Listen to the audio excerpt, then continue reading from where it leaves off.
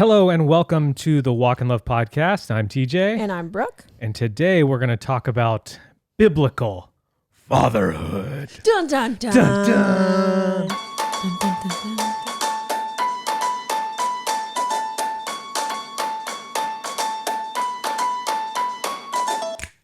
I went cross. I don't know Nice. if you saw that.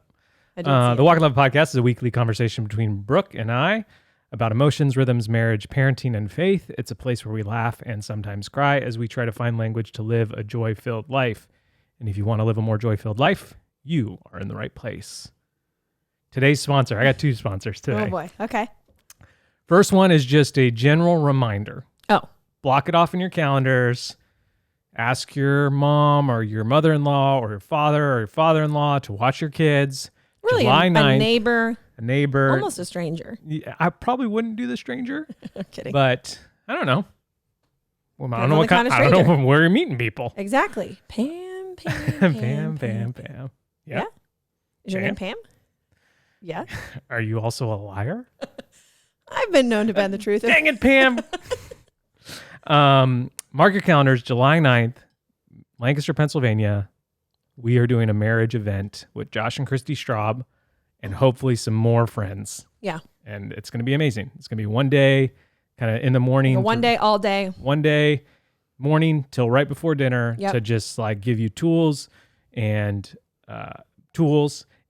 encouragement to have better communication in your marriage. Mm-hmm. We've talked about Dr. Josh on this podcast so many times, but him and his wife will both be there. And I'm stoked. Yeah. And hopefully we'll I'm sorry. I already bought my ticket, even though they're not on sale yet. Nice. The tickets aren't on sale. So we're just giving you like a Yeah, we're giving you the ability to line up the childcare so that when the tickets go on sale, you don't go. Can we find somebody to watch our kids? You that already day? have You're going to someone. already have somebody. You're to going watch to be your one kids that step day. ahead. And they, Bam. obviously it's a venue, so space is limited. So July 9th. Yeah. And then my second ad, I asked Chatty. Okay. So I can do one impression. I can do one impression and one impression only. Okay. And you know who it is. I do know who it is. And so I said, write an ad for a US-made visual scheduler for kids called Tiny Rhythms as the one person I can do. Oh, my word. Okay? You haven't done it I haven't done it in a long time, so by the end I might get there. Okay. Introducing Tiny Rhythms, the best American-made visual scheduler for kids. I'm a big fan of winning, and believe me, folks, Tiny Rhythms is a total winner. You gotta go to YouTube. You gotta see the hands. We're making scheduling great again, and we're doing it right here in the USA. Are your kids' schedules all over the place? Is it hard to keep track of everything they have going on? Worry no more, because Tiny Rhythms is here to make your life tremendously easier. It's like beautiful, well-organized playground for your kids' activities. Tiny Rhythms is 100% made in the U.S. because we know that when it comes to quality, nothing beats American craftsmanship. We're building a future for our children with the finest materials, just like the incredible buildings I've built. It's called... It's like Trump Tower. It's like the Trump Tower of schedulers for kids. It goes on and on. That's so long. Please don't read the whole thing. I'll end with the last line. This is your chance to be a winner and make America organized again. Don't miss out on this amazing opportunity. Get your hands on Tiny Rhythms today and let your kids experience the most tremendous visual scheduler on the market. Oh my word. I'd be fascinated to know if Chatty had to write that not as Donald Trump, how different is it just the constant USA, America, and then make great again? Because if I just read it normally, introducing Tiny Rhythms, the best American-made visual scheduler for kids. I'm a big fan of winning, and believe me, folks, Tiny Rhythms is a total winner. Yeah, I'm a big fan of winning. You don't say that. We're making scheduling great again, and we're doing it right here in the USA. Yeah, so it would change, but that's the only impression I know how to do. So I don't think I have any impressions. tinyrhythms.com. Do I? No, you don't. Okay. Do you want to think about it? No, I thought about it, and the answer is hard no. It's just a hard no. Okay, let me get back to my notes. Okay, what's going on, babe? Tell me about your week. How was your week? Here is where I'm at with my week. So, as we've said many times, we record the podcast on a Thursday. Yep. Thursday is also the last day in our week that we have our babysitter, Abby. Yep. So I have her do like a nice cleanup of the downstairs on Thursday as if it was our Friday tidy from when she used to be here on a Friday. Today, when I was writing the list of things for her to do for today's Friday tidy, which is actually a Thursday, I erased last week's list that she had completed because I was like, how are we back to a Thursday? Where did the time go? It does feel Did we like the week do it was anything? like a sprint. Or did we do a lot? I think we did a lot. Can't figure I actually out which feel one like it is. I actually think it's that. I think we are, as we've talked about here, Activate. We're activating. We're getting way more laser That was focused. not an activated. Okay, ready? Activate. There we go. Activate. Now I'm not going to be able to stop. Oh no. Yeah. What have I done? No, for me is right. What have we done? You'll be in the shower. You're like, oh gosh, D. A scrub-a-dub-dub. Don's in the tub. I wish I could do other impressions. They're so fun. I get why people who can do them Oh man. do them a lot. Yeah. So Remember that famous? This was like way back before Reels, TikTok. there's a guy that does a Biden impression on Instagram Reels that I'm still. Oh yeah, that one's funny. No, I'm talking about way back before, and there was like any short form content. There was just the guy who could do all the Oh yeah, voices. it's like this is a carpet. And he does the Morgan Freeman Going wall to one wall. about carpet and a couple other voices Doing he what can carpet does. do. Doing what carpet does. Oh, sweet cop. It's so good. Um. And yeah, anyway, that was my We're week. activated. I'm And so I feel activated. like- means you're activated. I was erasing last week list. I'm like, so that means I didn't make Abby a list at all this week. We Bless her. are, yeah. So like we came off a Sabbath. I think we had like a top 10 Sabbaths ever on Saturday. Possibly, yeah. Went to the beach, which is our normal thing here, and water was beautiful. There's like a nice big sandbar at our normal beach right now, which is fun. Makes it easier. It to go only out with comes the like kids. twice a year, and it was there. And so the girls, so June got to be able to practice boogie boarding because it was like perfect for that. Yeah. I dug a hole. I dig a hole every Sabbath as like the digging of the hole. I got a great hole. At the beach. At the beach. TJ's hole at the beach is huge. It's huge. It's the best return on investment. Oh, so for if you sure. want your kids, if you want to sit down at the beach Yeah. for maybe 10 seconds, which I enjoy, the digging of the hole is the best, but it gets a little dicey. You have to determine where the hole is not going to get destroyed by the tide. Yes. But it also needs to fill with water. Yes. You can do a dry hole, Oh gosh. but I prefer. Do not finish that sentence. I don't think I'm too far. I'm too far. Wow. But here's the thing. I will say that's all very true, and I'm just gonna let people finish that sentence in their heads. Is where you're using a real shovel. Yeah. No garbage plastic shovel at my Get beach. the little short one or a big one, whatever. I've thought about buying another one. Anyways, But people can't help but comment on your hole. at the older beach. men cannot help commenting on my hole at the beach. They walk by. Oh, you got a permit for that? Oh, wow. You dig into China? Oh, that's quite the hole you got there. Thank you, sir.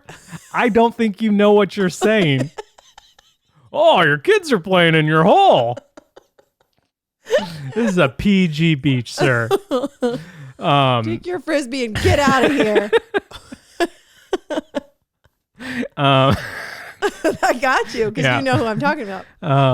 Anyways, Sabbath was great. Sabbath was great. The water was great. The beach was beautiful, but my whole placement was perfect. Yes. It lasted a long time. It did. It was getting water. Water was filling it, and it wasn't destroying it. Right. And then we came back and showered, cleaned off, all that kind of stuff. And then Brooke and I took and then Daisy takes her afternoon Daisy takes nap. a nap, and we're like, we'll maybe lay down for like 30 minutes. Should we drink our coffee or should we lay down first? So we picked laying down. The girls were going to watch a movie, and we like dead body slept. That's the only way I can describe it. Like just that DVS. that type of nap where you're just like, is that person dead? Like I woke up and I was just like, where am I? It was like over 2.5 hours. Oh man, it was so awesome and epic and amazing. Which was not the plan. Not the plan. And so but, it was. Hey, on Sabbath we don't really make plans. So Right. That we had was queso Friday night. And so yeah, and then on Sunday we jumped into we cleaned out the garage, we destroyed the office but didn't put it back together.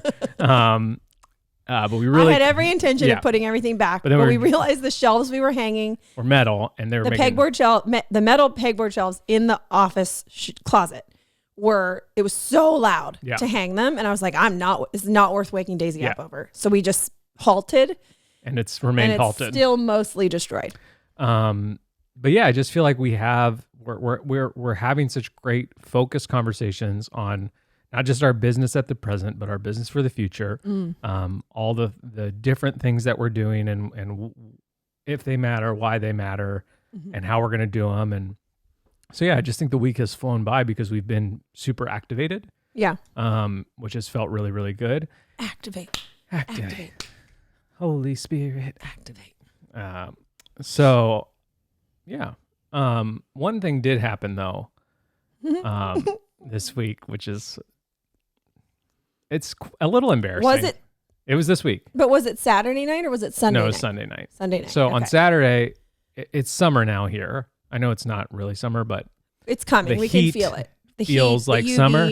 And so The on changes in Saturday, the almost water. all of us got sunburnt, which hasn't happened in months. And so the UV has changed. Yeah. So you gotta, we didn't recoat. And so we all were just like a little tender. A little toasty.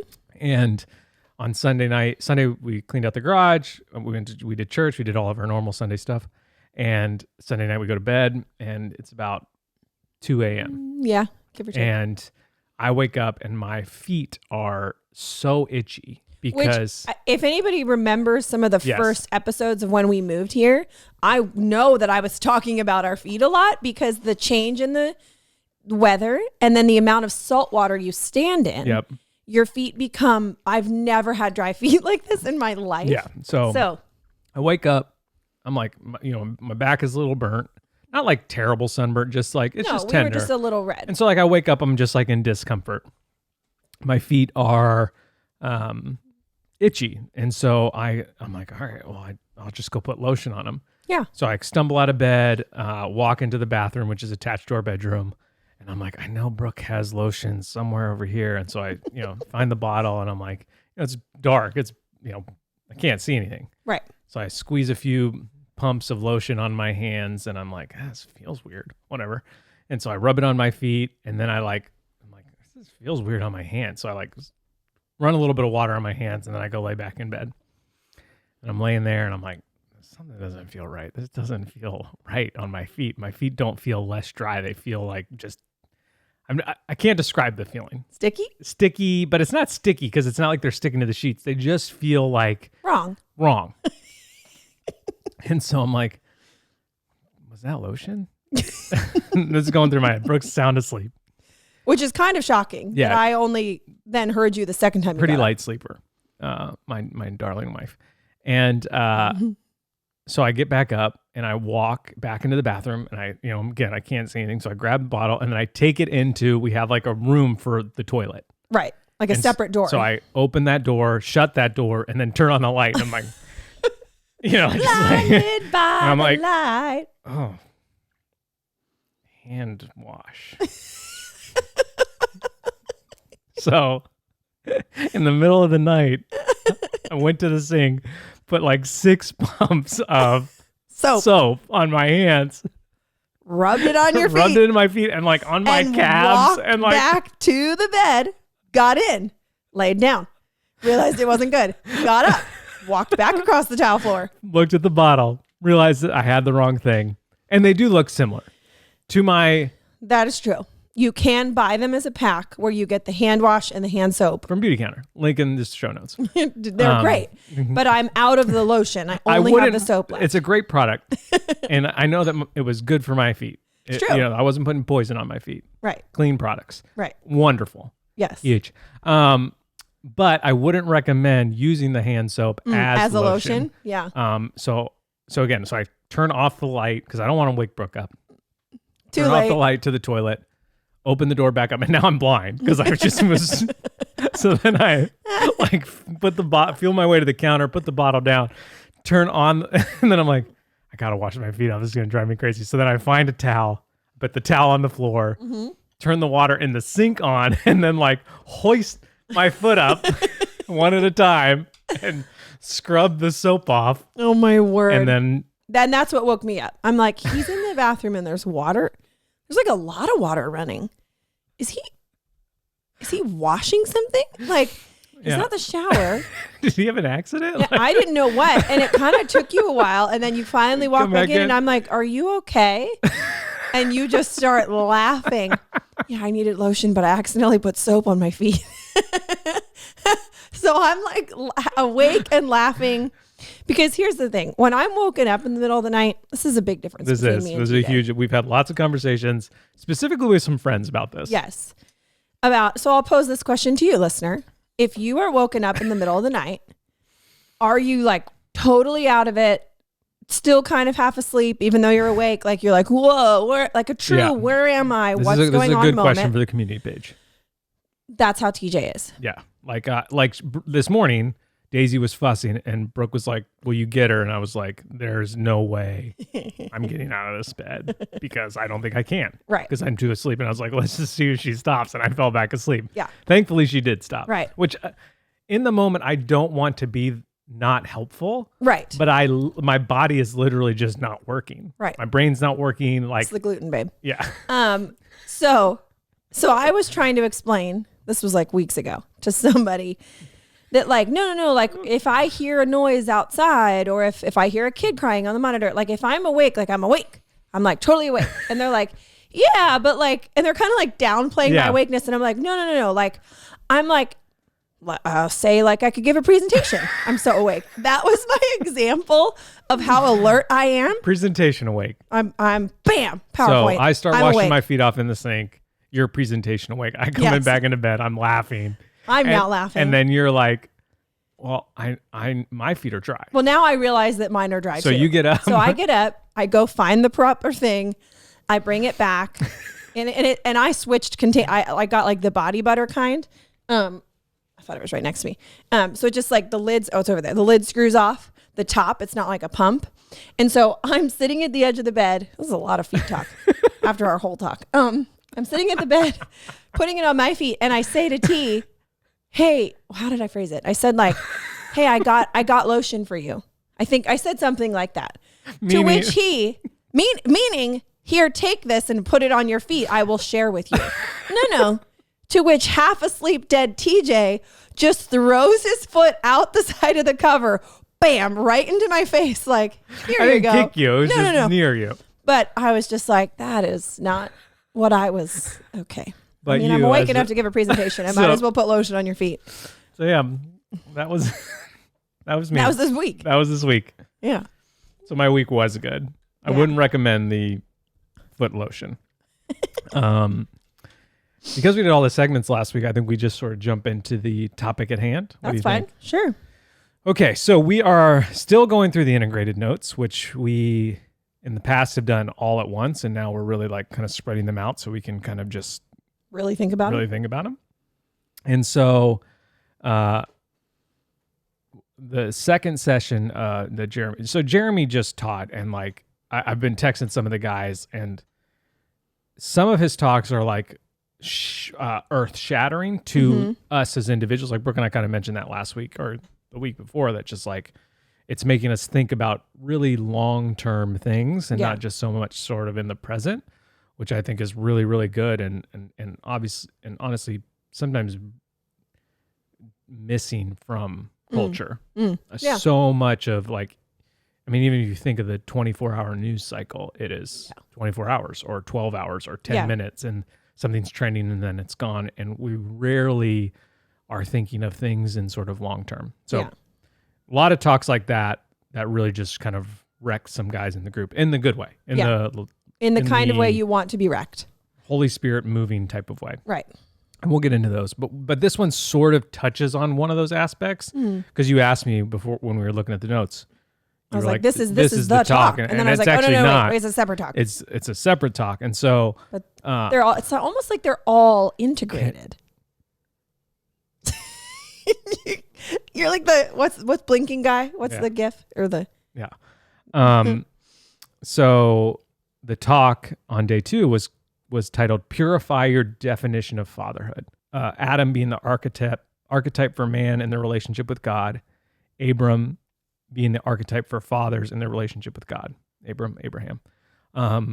Did they both get it right all the time? Absolutely not. Right. You know, we talked about that. And so Abram isn't a perfect father, but the perfect model of how God interacts with a father. And so Jeremy, through his study and reading and all this kind of stuff, Jeremy's also a great follow on Instagram. He's always putting out really good content. Anyways, 3 things we learn about fathers through Abraham: training, constantly reinforcing his children in righteousness and justice. That is our job as fathers. Yeah. To continue to train our kids on what is righteous and what is just. That, you know, kids saying, "That's mine." Those are fatherhood moments to talk about righteousness and justice. And do moms jump in on that stuff? Absolutely. Again, it's not a black and white thing, but I do believe if we're purifying our definition of fatherhood, that responsibility should fall more on the father. You know, why do you say that's not fair? We're constantly interacting with our kids about what's right and what's fair. I mean, we're always doing that. And and if you're not doing that as a dad, you need to step up and start to do it as a dad. It's hard. It's not fun. Right. Like, I would rather play all the games that Bluey's dad gets to play with his kids, but there are times where you just can't. Yeah. And then we need to have a proactive strategy on training our kids, which again, this has been a sort of a huge part of what Integrated has taught Brooke and I, that we expect our kids to know how to brush their teeth and go to bed. And we get irritated the second they don't. Yeah. Or to get their shoes on and get out the door, or to get dressed in the morning. And we never train them. Right. But if they're learning how to do a cartwheel, or ride their bike, or of a sudden, swim, we have a lot more patience and encouragement, and we're there and we're I've present. never done this before. Yeah, Here's what it looks like. Here's what it looks the like. baby And steps. you're not going to get it every time. Life isn't fair. Your sister got it easier. That's okay. We're still going to keep practicing. Like all that stuff. We're training them in righteousness and justice. And we need to have a proactive strategy so that when we're saying, and some of the guys have totally gamified this, of just like, we're going to practice getting our shoes on. You're going to do it as fast as you can. Ready, set, go. And okay, put them back and we're going to do it again. Put them back and we're going to do it again. Because that's how we train. Yeah. You know, I didn't learn all this stuff at CrossFit on my first day. Right. It's been over a year now that I've slowly developed the skills and the ability to do some of that stuff. Even just with our jobs and our careers, we didn't know how to do all this video, social media stuff when we started. Yeah. And we've just developed the skills because we've practiced and we've tried and we've failed and we've tried and we've practiced and we've tried. And so I think a lot of times with our kids, we don't see it that way. We aren't actively pursuing training our children. Right. We are with the big things like reading, riding a bike, learning how to swim. And I'm not, those are good things. Right. But then we're not doing it with the putting silverware away or taking out the trash, or no, we're just annoyed often, not always, but annoyed that it's like, haven't you figured this out already? It's just taking out the trash. Yeah. Can't you just do it without complaining? Yeah. You know? Yeah. So lean into that instinct to see your kids progress. A lot of times that is in play and activities though, which is fun. And that's the fun part about being a parent, is you can use games and activities and things like that to train your kids. Yeah. You know, the shoe example is one of them. Like, we're going to practice putting on our shoes today. Yeah. Let's do it. You know, Yeah. we're going to do it 10 times fast. Yeah. Um, I totally believe that if you did that for like a month, not even every day. I just mean like, if it was just like on the mental list of like, yeah, we're going to work on that it would make a difference. And we've definitely been working on that with the direction we give at bedtime.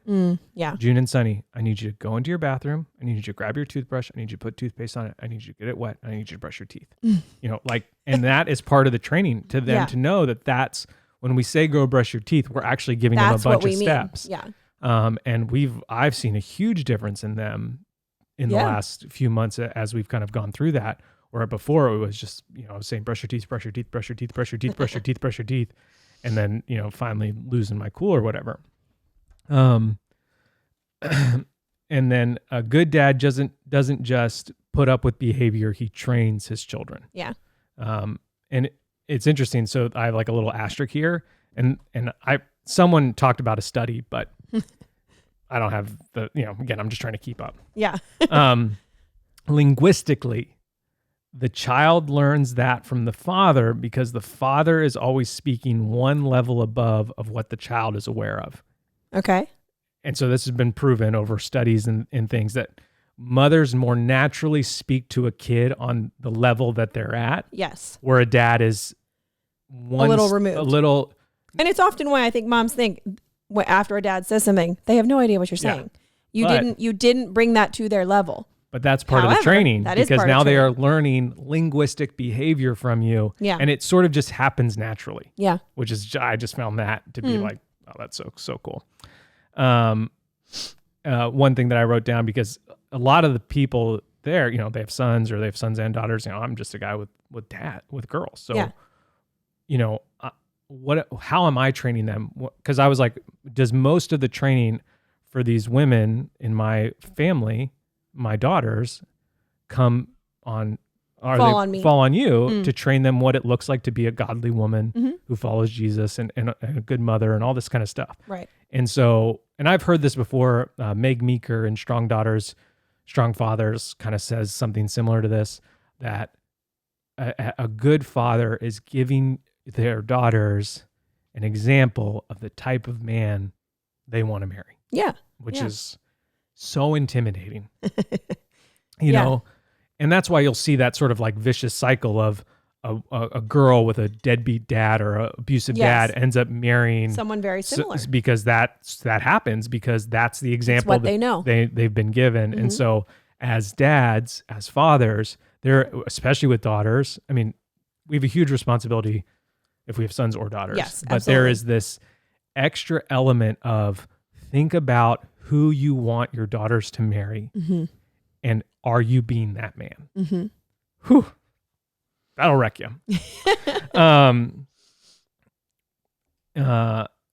And so one of the things he talked about is like, we're embracing the differences between our daughters and sons. And so Jeremy does this with his daughters. He goes, I want you women have a natural predisposition to beautify things. And so he will walk around his house with his daughters and say, I want you to beautify this home. Oh, and asks for their opinion and their ideas. That's so sweet. And with his sons, he'll walk around the yard and say, okay, what are we doing with our land? Yeah. And I just love that. Yeah. And that's sort of like what we talked about the home the other week, where it was the house is sort of the amusement park of your family's culture. Yeah. And, not that your kids get full say in that. Otherwise, every wall would be pink or have a rainbow on it or a unicorn. Or a slide coming out of it or whatever. But I do think that giving your kids some freedom to be open and honest with things like that is super valuable and would have such a huge impact on their little hearts that their art is on the wall or that the way their likes and dislikes matter when it comes to that kind of a thing. Yeah. That's cool. I mean, I felt that as a kid growing up. Like, could I paint my room any color? Something crazy? Like, no, but I was definitely given, especially as I got older, like creative dominion or whatever, if you will, over at least my little room. Yeah. Yeah. He ended with this: we have to call our daughters to be daughters and embrace the gender distinction at a high level. And if anything's getting attacked by culture right now, it's that. Yeah. Yeah. And so as believers, you need to know, what do you believe? Yeah. Where do you stand on that kind of stuff? Yeah. So again, this is 3 things we learn about fathers through Abraham. The first is training. So all that was under training. And then the second thing, which this one sort of kind of surprised me. And again, I'm not some deep biblical scholar or theologian, and I've said that before. Right. So I'm like, if Jeremy says it's probably true. The fathers create the culture of radical hospitality in our home. In Genesis 18, we have a story that completely transforms the idea of hospitality. We do not have a culture about father-led radical hospitality. Hospitality is 1,000% on. Culturally, it's on the women in the house. Yes. Get ready, plan the event, cook for the event, do the event, clean up for the event. Do the thing, yeah. And Jeremy is like, that is not biblical. It's not a biblical idea. We have totally manufactured that. Now, and he was like talking about how he loves when guys get into like cooking and grilling, because there's just an element that produces sort of radical hospitality in the home, that like, Yeah. come over for burgers and grill and all this kind of stuff. Yeah. Well, it gives them specifically the grill. It's a way for men to kind of take ownership of, let's invite people over, and I can make that happen. And I think often especially with food, I think guys don't feel very equipped. Yeah. But here's what I think is interesting. And this sort of broke out into a conversation while we were talking about this topic. If a guy is having friends over, Okay. he puts so little pressure on himself. Right. It is chill. The food's probably not even cooked before people arrive. Right. It becomes sort of this like, oh, can you put ice in the cooler? And there's something very hospitable about that we've lost with sort of the perfect manicured. Well, you're inviting the people in that scenario. You're inviting them in to be part of this thing you're all doing together. Yes. Instead of come over at 5 to show up for the show I'm going to put on for you. Yes. And women put that on themselves. Yes. And so culture. And culture. I mean, absolutely. And so it's friggin' Martha Stewart magazine and yeah, everything so we we're read talking- everywhere is like how to be the best host Yeah. and how to do this. And so we're talking about this, and Jeremy's like, oftentimes, because they do usually, I think they do one big Shabbat dinner a month. Okay. He's like, we haven't even started the food when people come over because we Big want meaning it's including other people? including or? other people. Okay. Or they do one sort of, I Something kind of else. forget. Yeah. And he's like, and I'll tell April to sit on the couch with her friends. And all the guys, I'll tell them all to come in the kitchen and we'll start grilling and cooking and cutting potatoes and all this kind of stuff. And I love that. Right. I think that, I think that's amazing. Yeah. But that's not the way we're told to have parties. No. And I've lived in an environment where that's not the way we've had parties. Right. You know, that they bring out a level of stress in my mom that I don't think is necessary. And I think that stress would be eliminated completely if my dad and sons. had been taught and learned this radical hospitality being one of the father's main responsibilities. Yeah. And that is it was mind blowing to us. Yeah. At least Yeah. especially to me. Yeah. And you know, because Jeremy lived in Israel for a while. He said he had this memory of this guy doing this Shabbat dinner for like a huge amount of families. Yeah. And he's standing up there and he's like the master of the feast. And Yeah. Jeremy was just like, I love this. Yeah. And I think, you know, we don't do that. No. Culturally, And no. culturally, not at all. that's not done at all. And what would the church look like? What would our communities look like if it was? If men were stepping up to be masters of the feast, Yes. you know, for lack of a better term, and inviting families in and celebrating them with joyful Thanksgiving. It would feel like Thanksgiving Yeah. without sort of the stress of it. And it would happen more regular, and it would happen at big levels, and then at small levels, it would happen with one other family or maybe two other families. Yeah. This one definitely rocked me a little bit in terms of how can I do this? I'm not naturally predisposition to like cooking and that sort of stuff. And so there needs to be sort of a mental shift for me. And then I just need to find how it works for me. Right. What does it look like? What does it look like for me? And I told Brooke the other day, I said, if I could play music as loud as I wanted, I think, and while I cook, I think I'd get into cooking. And what a weird little thing. Yeah. You know? Yeah. Radical hospitality is people tasting and seeing the kingdom of God. Ministry is always happening through the house. If there isn't radical hospitality, it's a result of the father not stepping up. So like, maybe you don't have thoughts on this, but like I actually enjoy cooking. I like to cook. I like to cook for other people. And so where does that fall into it all? Because like I don't exclusively want to sit on the couch because one of my gifts is cooking. I think where it falls is us being more open to like, and this is where rhythms really have helped us, is most people feel like they can't have people over because their life feels sort of like a swirly hurricane of what are we doing next? You know, sort of kind of clinging to the life raft. A lot of people feel that, especially when you have young kids.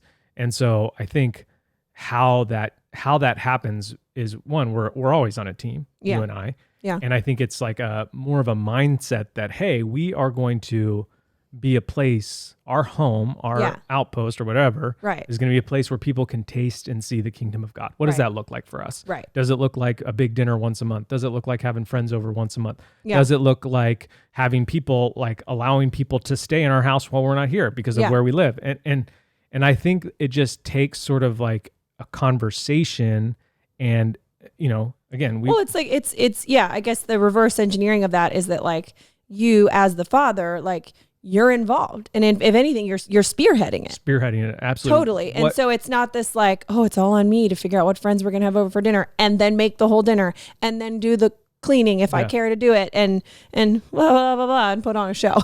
Yeah. Yeah. And that's where it comes, like, again, you are an excellent cook. You're very talented at it. And so for us, I think radical hospitality with friends coming over for dinner Mm-hmm. probably looks like you cooking and me entertaining, talking, asking questions, engaging with people. Yes. Because that's a stronger suit for me. Absolutely. And it they'll is. feel like radical hospitality was presented to them Yes. when both those things happen. Yes. And so if you have two introverts, it might be a little bit more of a challenge, but Right. you also might just be like, no, we're stepping up because we want people to taste and see the kingdom of God. And that's what we're going to do. And so for Yeah. 4 hours tonight, So I'm going to I be guess- as extroverted as possible and ask all the questions and be engaged. And then I'm not going to talk for anybody for 3 days. Right. I think like going with the reverse engineering, it's sort of like if you wanted to know what radical hospitality would look like specifically in your home, in your marriage, I think a great place to start would be to like talk about or write down or whatever, like your individual gifts, because you having conversations with people and being able to keep that going and keep things like not lighthearted in a sense of like, I don't want to go deep, don't go there, but just like keeping things joyful. That is truly one of your gifts. And so that's one of my favorite things you could bring into Yeah. the radical hospitality. I don't necessarily want you outside alone at the grill. No. You know what I mean? Yeah. Because like, and again, I'm not saying you can't grill. I'm just saying that Yeah. like, I actually think someone coming into our home to experience this radical hospitality with the gifts you and I have been given, and then we got married to each other, that's what it would look like. Yeah, what and- you just described. and- that'll be different for every couple. And but I do believe that it falls on me Yeah. to lead our family there. And Right. I don't think I have over the last few years. We could list all the reasons and I won't, but That's the rest of the podcast. yeah, I had hurt my foot and then I rubbed lotion on it and Hands up. it was hand soap. But I do believe if I was more, not forceful, but just more adamant that I wanted our home to Or be even a place. excited about. Yeah, excited about, that's a better word, of radical hospitality, we would have definitely had more people over this year. Oh, for sure. And so there is this Mm-hmm. element where, it falls on the fathers. Mm, And yeah. and then, Jeremy was like, obviously so many of you guys are in a season of little kids, and he was basically being like, don't be too hard on yourself in that season. Yeah. It definitely is something is a that you season grow that you're in. into. Yeah. And he talked about how, like, when his kids were all older, them sort of helping set the table and helping with dishes and all this kind of stuff just sort of changed. They went from having, he told the story. He was like, we tried having people over once a week, and Well, that's a lot. it was too much. Mm-hmm. And then we realized it was because we were trying Thursday, and then Friday we were having our Shabbat. And so it's like we switched it to Wednesday, and all of a sudden it was, this is easy. They just needed. And so Yeah. they've learned and they've kind of tinkered with it along. And so I think they have people over 3 times a week now, that's which is just, That's something. Doesn't that excite you though? it. Well, Not yes and no, because it doesn't because you're an but introvert. it does when I think about the big picture, the Yeah. long term, the 10,000 foot view of all that. Absolutely. Yeah. But right now in the season with little kids Yeah. and just the like, it's a muscle I haven't practiced like Yeah. that. And so I feel a little like, that feels like a lot of heavy lifting. Yeah. But That's You why you have to grow start into it. Yeah. somewhere. Start with the 5 pounders. yeah. Just going for bulk. Right. Just going for, So a 5 pound would be like somebody that I'm so comfortable with. Yeah. I'm gonna invite them over for dinner. Yeah. Not the pastor or the person that I am just like, but I I think don't know why you as well. radical hospitality is so valuable is that when we picture ourselves in heaven, Mm. we are not in our homes alone. We are with Right. we are part of the bride of Christ, Mhm. gathering together and just, Yeah. Yeah. And so there's an element of like, if we're trying to bring heaven to earth, I think radical hospitality and engaging with your community regularly is part of that. Yeah. And I think a lot of times culturally, Yeah. we've said, oh no, it's, for my mental health or whatever, we've decided that we can't ever do anything with anybody because I'm an introvert or because of this or this and this and this and this. And we don't follow culture, we follow Christ. And so what does he call us to do? What is the archetype that he's given us did in the past? Should we be sort of more following that line of thinking rather than this sort of like, we don't need to. I mean, you said it, like if we're to be bringing heaven to earth, then we shouldn't be here in our homes alone. Like, So, and then this is the one, and I talked about this, I think, the first integrated podcast. Maybe. Abraham had a plan for expansion.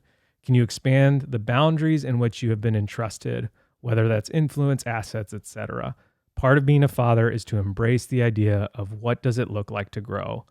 Lots of diversity, diversifying in that growth. What does the baton pass look like to June, Sunny, and Daisy? Right, to your kids. Judge yourself with sober judgment in terms of like, what's your skill set? What can you do well? What are your talents and abilities? Right.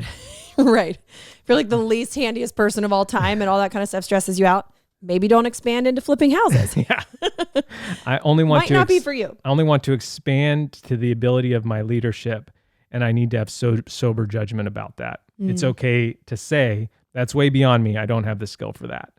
And Shabbat, through the practice of Sabbath and Shabbat dinner, we bless our kids to go beyond what we can do. And again, we always talk about our kids are becoming who we are. Sleeping at Last has that song that, I hope my ceiling is your floor. I mean, that's what we want. Yeah. Thinking about expansion in the light and darkness way, the expansion in the way is to kill darkness and bring light. So as we expand as followers of Jesus, as we expand, let's say our dominion over an area or our influence in a town or our influence at a job. I mean, if you start in the warehouse, but you're such a stinking amazing worker that you get hired and hired and hired and hired and hired, you are bringing light to that place in more ways. You are expanding your area of influence. And and I love that, to picture your expansion as a light, because culturally, expansion is buy a bigger house. Literally, it's like square footage or just dollars. Yeah. And that's not where it can include that, but that's 100%. Yeah. But like that's not the be all end all of an expansion as a believer. But yeah. And so I think, I think I did talk about this, that I was just sort of wrecked about this idea that like the Lord kind of put it on your heart for us to move here because how it connected to our move here. It just was, I've been placed in an area where it's not the cost of living has not made life easier here. It's definitely pushed us to expand. Yeah. Expand in our product offering, expand in the type of things that we want to try. Expand in the conversations we're having. And so expansion in every way possible is not easy. It's like, if you want to bulk up and gain a bunch of muscle mass, or actually have muscles for the first time, that is not going to be an easy process. There is not a pill there's steroids, but even guys that take steroids, they still have to put the work in. It's not like you just inject your arm and all of a sudden it blows up. No, that's different. That does exist. It's terrifying. And so I would just challenge, I know we don't have a huge male audience. Right. But we have some. Yeah. And those of you that are here, I felt super convicted by this because culture is definitely putting men in the backseat. It's actually just dragging fathers along. Any movie you watch, any show you watch, the bad guy's usually the dad, the father, like there's just no love happening for strong men in this world. Yeah. But currently, God loves strong men. Yeah. And you were made in his image. Wives love strong men. Yeah. And daughters love strong men. Yes. And sons love strong men. And we are so vital and important to our families that we can't, and I've been guilty of this, sit in the back seat and wait for expansion to happen. We have to have a plan for it. Yeah. Just like we have to have a plan to train our kids, and we have to have a plan for radical hospitality. We have to have a plan for our expansion. And it is so intimidating because my biggest fear is that I'll fail. Mm-hmm. And I don't want to be a failure. So I'm Right. just going to sit in the back seat Right. because here I'm successful. And I don't But think is that just choosing a different version of failure? Yes, 1,000% that is. And so if you're like me, if you're one of those guys that listens, I was like, man, I relate to TJ a lot. I get it. I feel that. Yeah. And we've had conversations about that this week of just, I know I don't want to fail. I don't want to fail. I don't want to fail, you know? Mhm. And I think when we step out into who God's called us to, and we step out to train our kids, and we step out to have this sort of persona of radical hospitality in our home, and we step out to expand, we are not failing. No. If you're doing those three things, You no are matter not. the result, You are not you failing. are not failing. Yeah. And so Mm. our expansion is a dedication to be salt and light to the world. And then the last thing he ended with was to celebrate the little micro expansions. Yes. And it's so Again, important. going from up here. Yeah. Let's take it all the way back down into the daily. What does it look like? Yeah. And so And honestly, celebrating anything is always great, but celebrating those small things. you know, I'll share a personal story. I know we're going long here, but that's fine. Remember when I said, do you think today's episode will be under 40 minutes? Yeah. Haha. Well, first we had to get through all the wigglies about talking about gender, and now we're here. So this actually just happened this week. So we have been having so many business conversations. And again, I'm not going to talk about business. I'm going to relate this back to life. Yeah. So many business conversations about, professionalizing our operations. Mhm. And I think that's sort of what this purifying our definition of fatherhood is. A little bit, We're yeah. professionalizing what it means to be a biblical father. Right. We're adding some, Professionalizing is maybe not the exact term, but I get what you're connecting. We're giving it more purpose. Yes. More effort, more thought, And so more intention. we're reading this book, How to Grow Your Small Business by Donald Miller. Mhm. Great book. It's got a great podcast, Business Made Simple, and Great book. Great book. Beautiful book. Great cover. No book is better than The Art of the Deal. My book. Is that actually his book? yeah. I don't know. I think it's something like that. And I don't know, let me check my tattoo of him. Yeah. Um, No, you do not. Oh my word. Tattoo of We him. have to delete this whole episode now.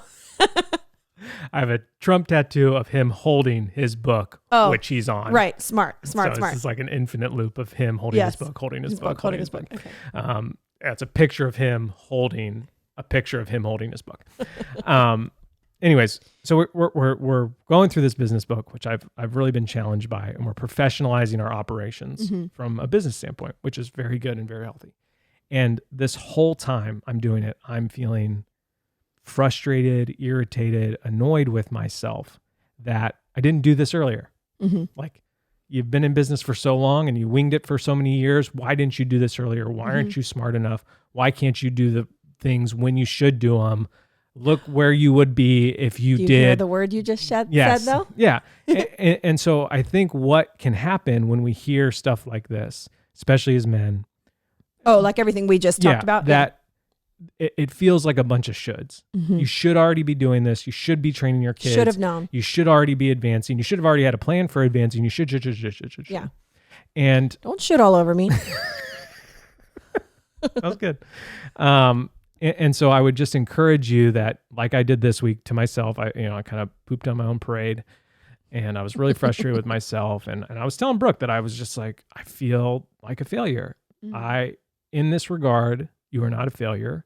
But if this is convicting to you, it means that, hey, it's time to step up. Mm. And I felt like the business book was convicting to me. And so it's now time to step up. And that's why this whole year, my word of the year is activate, because Yeah. there's definitely been a deactivation of harder things in my life. And this last year, starting with my fitness, has led to me realizing, no, life is too short. I have been given too much responsibility with a wife and a family and kids and ability or whatever. And I can't deactivate. Mm. I need to be activated, but activating takes plans. Yes. We can't just say, okay, I'm going to go do expansion. I'm doing it, right? Right. Like, we need to plan it, and we need to step through those plans, and then we need to celebrate when good things happen. So yesterday in the garage with Brooke, feeling frustrated, I celebrated the fact that, hey, should have done this sooner. Yeah. Because that is a lesson that we need to learn. Yeah. And so it's going to push me along the path because I don't want to ever feel like that again. Right. I don't want to ever feel like I don't have a plan for expansion. I don't want to feel like I'm not training my kids. I don't want to feel like radical hospitality isn't part of my home. I don't like that feeling. Right. Because there's something that just... There's a disconnect there. You feel like there's a better way. Yes. Yeah. And I think what culture says is your way, whatever it is, whatever you've made up, whatever you say, however you want to be, is the better way. And we can all tell by the people online that that's not working. I mean, people are losing their marbles and and it's obvious. And so I think what we need to do is just be a little bit more challenging to ourselves. Well, it's that sober judgment Yeah. that I feel like it was you just mentioned. Yeah, just have sober judgment about where you are, but don't stay there. And yes, and then where you want to go or be. Where or you who feel like want the to be. Lord is leading you, where you feel like your skills will be, like where you will be the moon reflecting his glory back, like all that kind of stuff. And I don't know. I know we got all over the places. Yeah. But Well, I mean, as believers, so it's like, who are we? We're created in the image of God. Done. Done. So moving on. that's easy to wrap my head Right. around. Yeah, sure. So Totally. No problem. But then like our purpose is to bring glory to him. Mm-hmm. And so there are so many ways we can do that. Yep. And that's where it does start to get like, that's where we're all united as believers, like that everybody's purpose is to bring glory and like reflect it back to him. But then that looks different for so many of us. And fatherhood is one big area that you get to do that glorifying in. And that's where like, there are some better ways. Yeah. And those ways people have not been kind to those ways in the last 40 years. And so, or they're even not always being talked about currently. Yeah. There's not really being talked about currently. Yeah. And so it takes diving into this kind of stuff and effort and all that kind of stuff. And so, for That's those good. guys listening, Yeah. I feel you. Yeah. Like I think the long way to the well, but that's what I feel. I just feel this sort of, when I heard this, it was like this pressure of just, wow, I've not been professionalizing my operation. So have I been wasting time? And there's an element of that's sort of true. Yeah. You may have, I may have, right. But that doesn't mean I should continue. You get derailed and no, never. Yeah. And I think that really has been my focus lately is like, I'm not going to let bad decisions I've made or things that I hadn't focused on in the past derail my future. Yes. I'm going to just course correct and try to be, sanctified more and more by the Holy Spirit and correct. Because 10 years from now, I'll feel the same way to a degree. I'll say, hey, I should have done this 10 years ago. Right. With what you're learning. Yeah. Then. I mean, isn't that, And so just stay the course. If I had known in high school what I know now. Yeah. I would have still been a dumb high schooler. I think my SAT score would have been identical. Yeah. Wow. SATs, did you forget about those? I did. I only took them once. I took them twice and I don't remember anything about it either time. Worse or better the second time? I think it was worse the second time. No, that adds up. Oh, thanks. Thanks. Well, on that note, my friends. Thank you for being a part of sort of this unpacking conversation as we, weave through the different topics that we talk about. If you want to chat more about it, go to the community page. It's in the show notes. Yeah. I think that's it for today. Thanks for listening. Thanks for making us part of your week. Okay, I love you. Bye. Oh, no.